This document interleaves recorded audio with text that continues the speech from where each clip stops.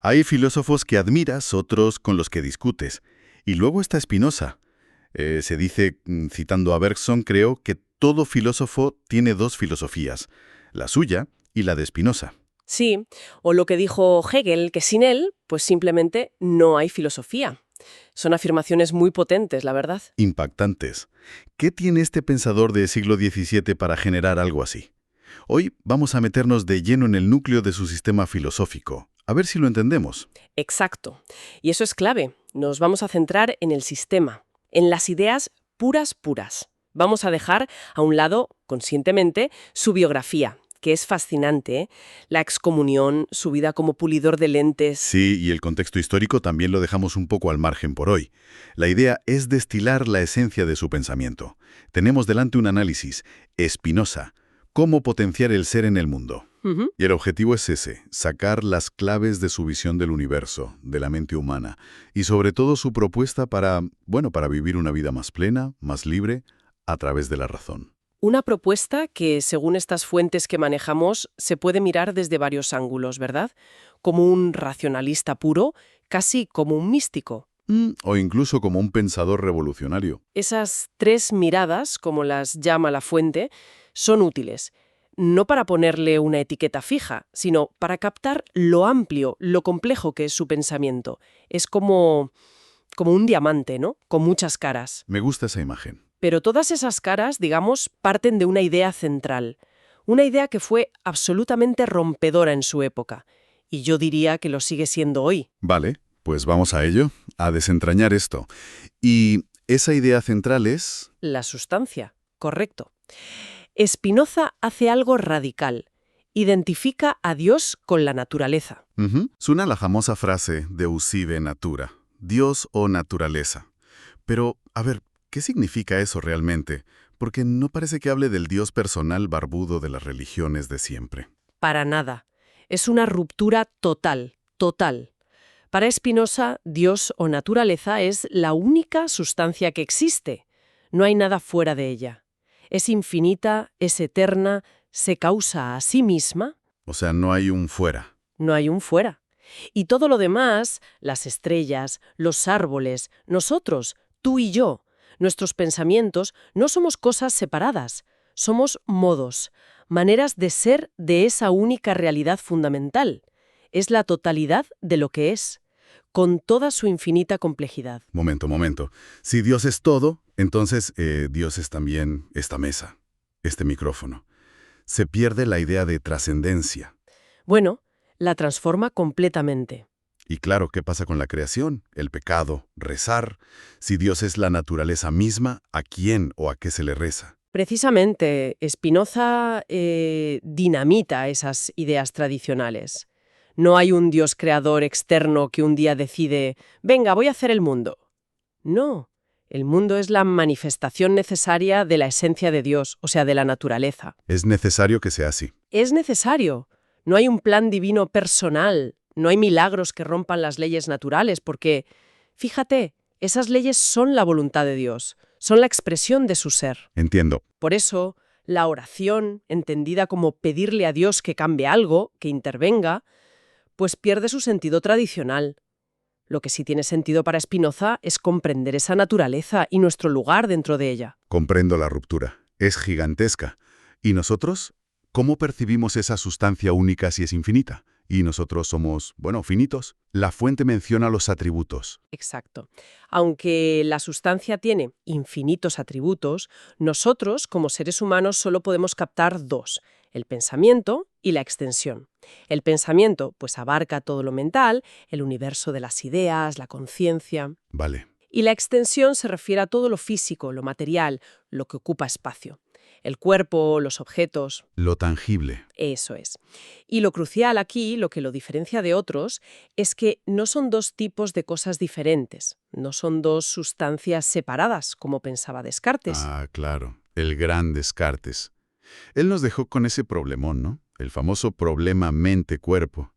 Si la mente, la res cogitans, y el cuerpo, la res extensa, son sustancias distintas, ¿cómo narices interactúan? Era como un fantasma manejando una máquina. Justo. Un fantasma en la máquina.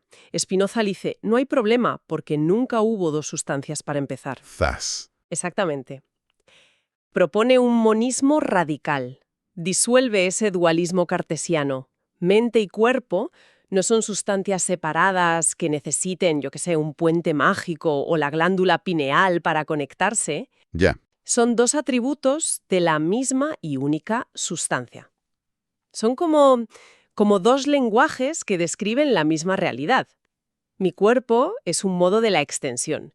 Mi mente, o sea, la idea de mi cuerpo y mis pensamientos, es un modo del pensamiento. Pero, a ver, mi pensamiento se siente muy distinto de mi cuerpo físico.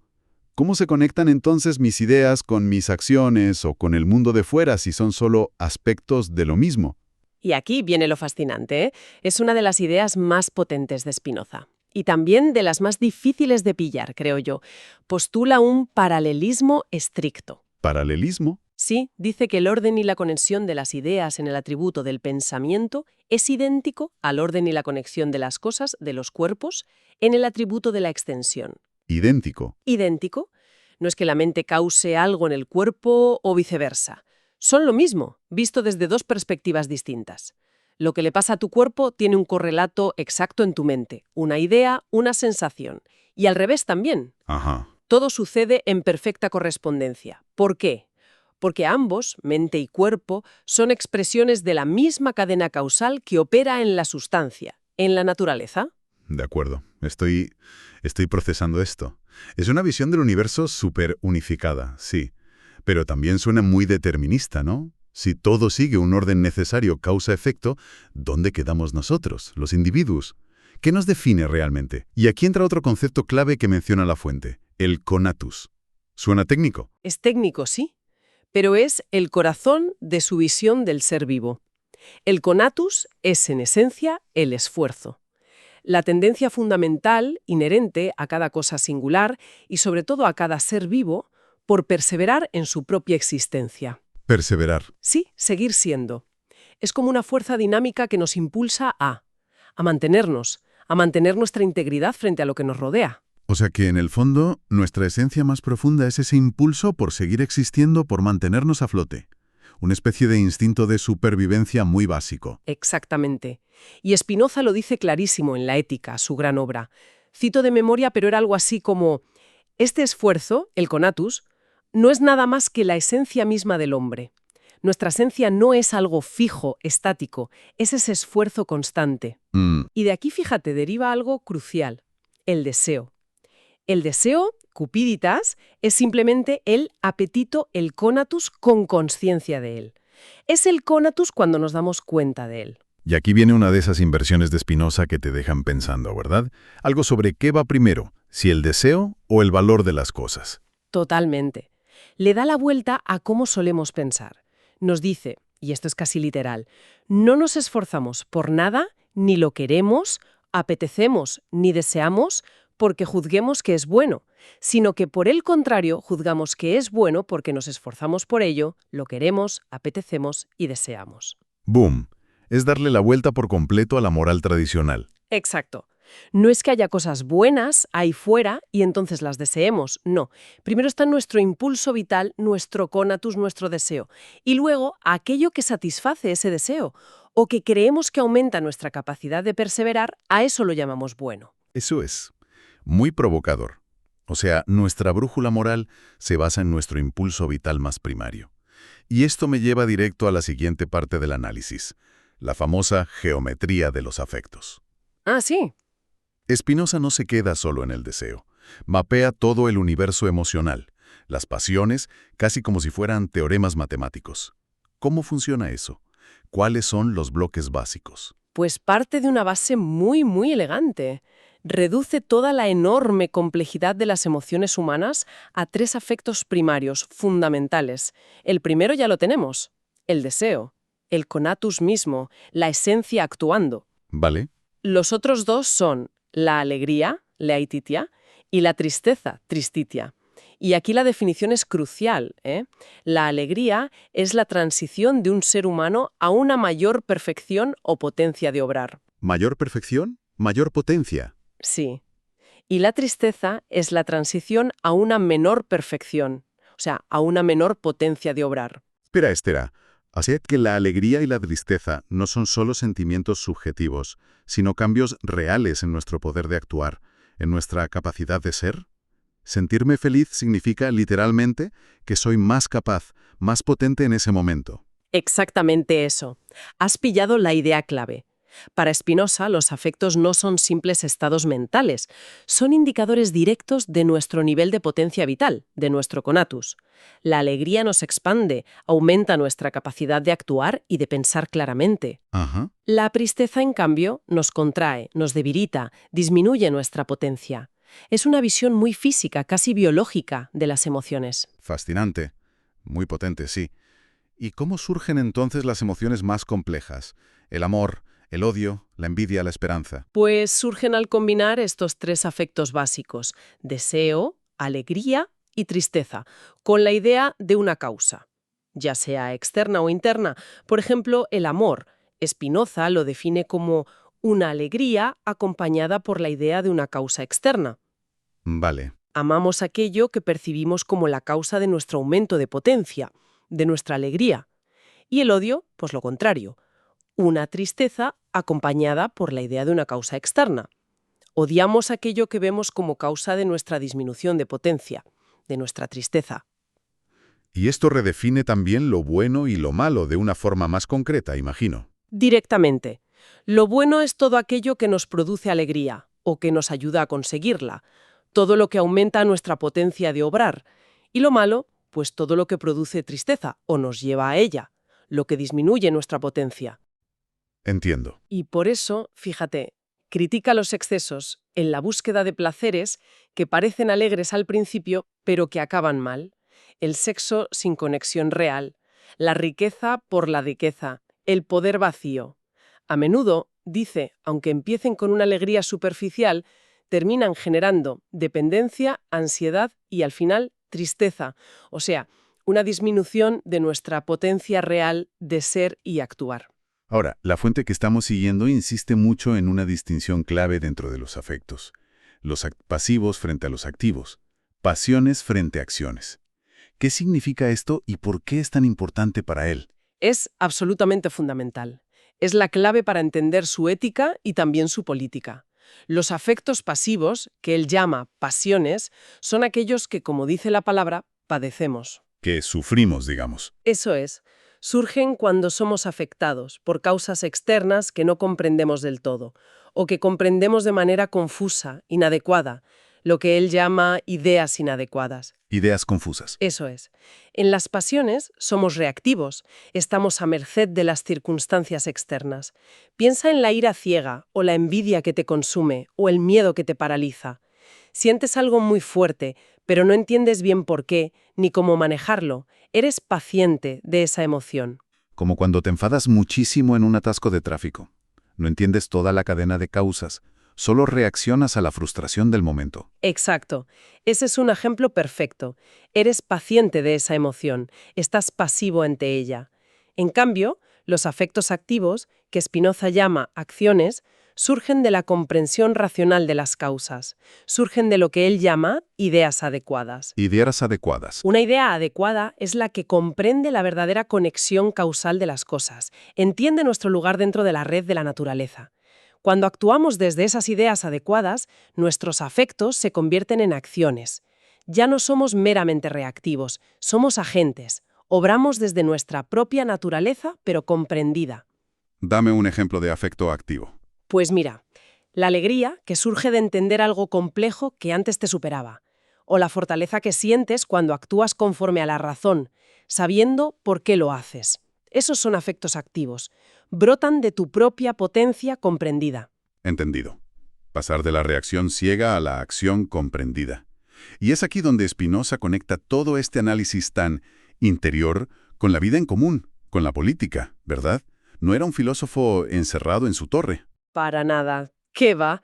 De hecho, su análisis de los afectos es la base misma de su pensamiento político. Y es un pensamiento profundamente realista, ¿eh? Sostiene que si quieres entender la política, no puedes ignorar cómo funcionan de verdad los afectos humanos. Claro. No puedes partir de un ideal de cómo deberían ser los ciudadanos, tienes que partir de cómo son, con sus miedos, sus esperanzas, sus odios, sus amores. Propone una especie de ciencia de los afectos, aplicada a lo social. Una ciencia de los afectos. ¿Y qué revela esa ciencia? ¿Qué es lo que mantiene unida a la sociedad, según Spinoza? ¿Un contrato racional, como pensaban otros filósofos de la época? Menos un contrato abstracto y frío, y más lo que él llama la imitación afectiva. Resulta que tenemos una tendencia natural casi instintiva a sentir lo mismo que percibimos que sienten los demás a nuestro alrededor. Los afectos son contagiosos. Muy contagiosos. Si estás rodeado de gente alegre y esperanzada, tiendes a sentirte así. Si estás rodeado de miedo y tristeza... Ujú.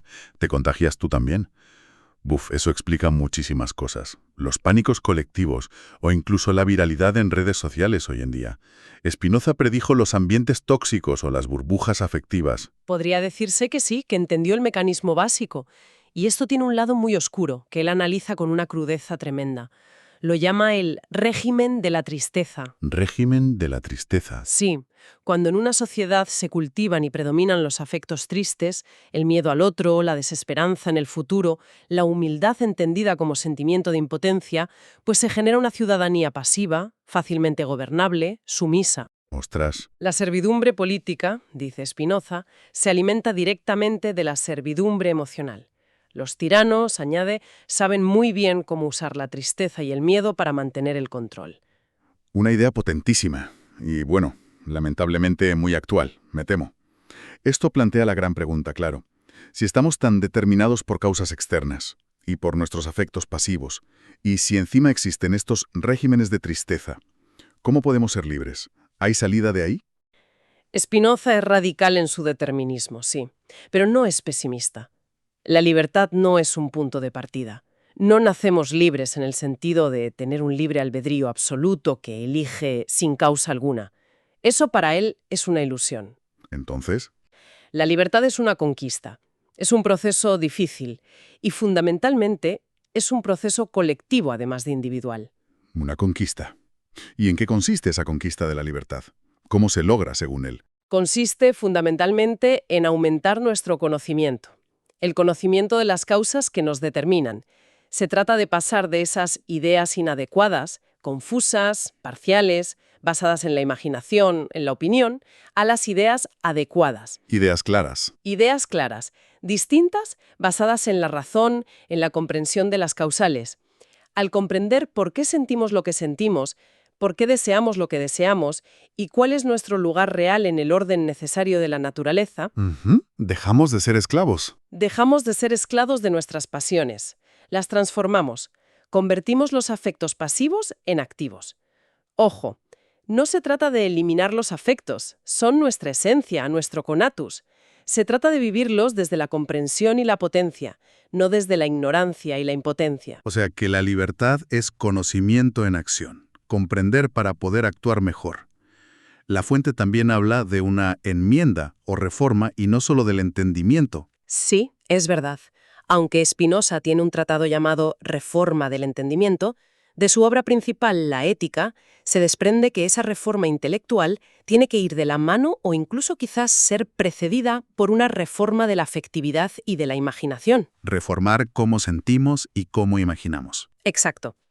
Tenemos que reeducar, digamos, nuestra forma de sentir y de imaginar el mundo en nuestras relaciones, especialmente en lo político, para poder construir colectivamente espacios donde haya más libertad y más alegría compartida. Y todo esto, que lo pensó en el siglo XVII, resuena hoy. El análisis que estamos usando sugiere que sí, y mucho además. Definitivamente.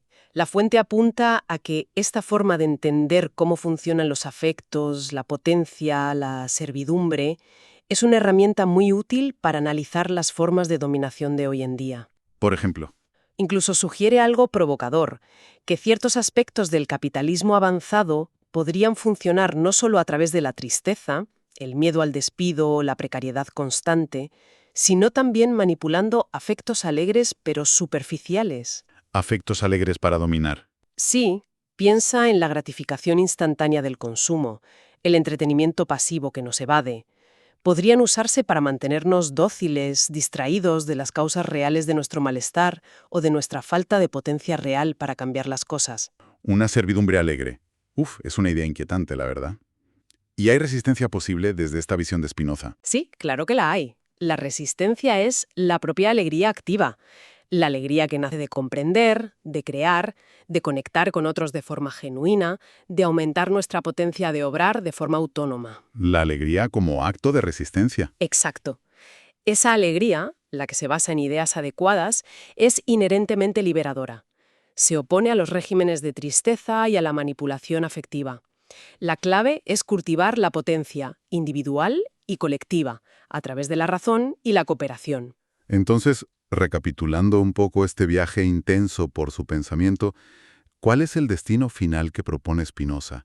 ¿A dónde nos lleva todo este esfuerzo por comprender la sustancia, el conatus, los afectos? El destino es la felicidad suprema, la beatitud, o lo que él llama a veces, de forma sorprendente, una salvación, pero totalmente laica, racional. ¿Y el camino? El camino, como hemos ido viendo, implica varias cosas. 1. Desarrollar el conocimiento adecuado sobre nosotros mismos y sobre el universo, sobre Dios o naturaleza. 2. Transformar las pasiones tristes y pasivas en afectos alegres y activos, basados en la razón. 3. Experimentar intelectual y afectivamente nuestra conexión necesaria con la totalidad, con lo eterno que hay en la naturaleza. Y 4. Vivir virtuosamente, que para Spinoza no es seguir mandamientos externos. Sino actuar según la razón. Exacto. Actuar consistentemente de acuerdo con nuestra propia naturaleza racional, desarrollando al máximo nuestra potencia de ser y actuar. Un camino que él mismo reconocía que no era nada fácil. En absoluto. La frase final de la ética es famosa por su honestidad, un poco sobria. Pero si el camino que he mostrado condúcela a este fin, parece muy arduo, sin embargo, es posible hallarlo. Hay esperanza. ¿Cómo sería posible si la salvación estuviera al alcance de la mano y pudiera conseguirse sin gran esfuerzo que casi todos la descuidaran? Pero todo lo excelso es tan difícil como raro. Todo lo excelso es tan difícil como raro. ¡Qué frase! Entonces, resumiendo mucho, ¿qué significa todo esto, si tuviéramos que destilar la esencia de lo que hemos explorado hoy sobre Spinoza? Pues podríamos decir que Spinoza nos ofrece una visión radicalmente monista, todo es uno, y determinista del universo. Dios es naturaleza, una sola sustancia con atributos como pensamiento y extensión. Nosotros somos modos de esa sustancia y nuestra esencia es el conatus, ese deseo de perseverar. ¿Y la libertad? Y nos muestra un camino hacia la libertad y la felicidad que no pasa por un imposible libre albedrío, sino por la comprensión racional de las causas que nos determinan. La clave es transformar nuestros afectos pasivos, las pasiones que nacen de ideas confusas, en afectos activos, acciones que nacen de ideas adecuadas, aumentando así nuestra potencia. La libertad no es no tener causa, es entender la necesidad y actuar en consecuencia. Una visión exigente, sí, pero también extrañamente liberadora, como decías. Y como siempre, para terminar, una reflexión final que nos deje ahí pensando un poco. Pues una que conecta directamente con esto último y con nuestro mundo actual. A ver, Spinoza nos dice que la libertad se conquista entendiendo las causas que mueven nuestros deseos y afectos. Vale, pero ¿qué pasa cuando vivimos en un entorno, y pienso en la publicidad, los algoritmos de las redes sociales, la propaganda política, que está diseñado precisamente para operar sobre nuestros afectos sin que comprendamos las causas reales, para generar deseos y miedos de forma masiva, casi invisible? Si la libertad requiere esa comprensión profunda de las causas, ¿es esa libertad realmente alcanzable hoy para la mayoría? ¿O esa ciencia de los afectos que Spinoza quería usar para liberarnos se ha convertido quizás en manos de otros en la herramienta perfecta para una nueva forma de servidumbre? Una servidumbre quizá más cómoda, más alegre en apariencia, pero no menos real. Es una pregunta inquietante. Y lanzó otra. ¿Podría entonces el ejercicio spinocista de autoanálisis racional, de mirar nuestros propios afectos con la lupa de la razón, ser hoy una forma de resistencia radical? ¿Una práctica casi política? Una pregunta crucial y desde luego bastante desafiante para navegar nuestro presente. Con ella, cerramos esta inmersión en el pensamiento de Baruch Spinoza. Gracias por acompañarnos en este análisis profundo.